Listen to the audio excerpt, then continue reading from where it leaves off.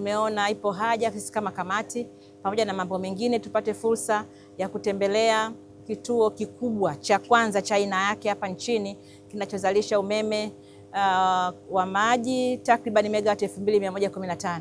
Baada ya kufika eneo hili, kiukweli mimi pamoja na wajumbe wenzangu tumeona kazi kubwa na nzuri iliyofanyika ambayo imeweka historia katika nchi yetu ya miradi mikubwa ya uzalishaji umeme. Kimsingi tunampongeza Mheshimiwa Rais Dr. Samia Suluhu Hassan kwa uongozi wake madhubuti kwa sababu tangu ameingia madarakani aliukuta mradi huu ukiwa na 33%.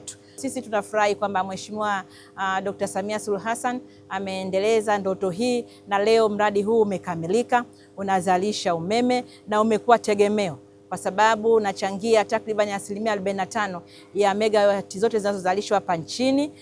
Sisi kama kamati tumeridhika na kazi nzuri. Tutaendelea tu kuishauri serikali yetu kukamilisha miundombinu ya usafirishaji ili umeme unaozalishwa hapa ambapo imekuwa ndoto ya muda mrefu utumike nchi nzima. Kwetu sisi kama Wizara ya Nishati, pongezi hizi kwetu inakuwa ni kama deni, kwa maana kwamba tunatakiwa kuhakikisha mitambo hii inaendelea kufanya kazi kwa ufanisi wa hali ya juu, na wakati wote tuendelee kuhudumia nchi kama tulivyopewa dhamana ya kusimamia masuala ya umeme nchini.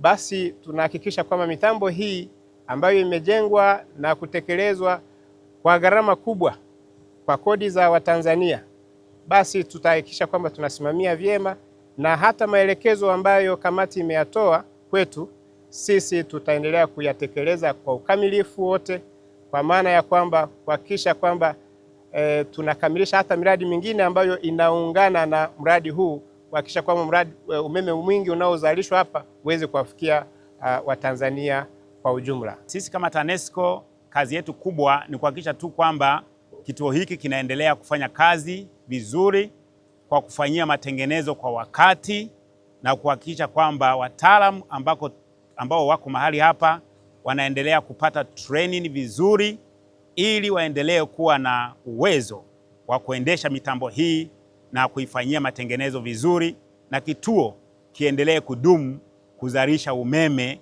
wakati wote.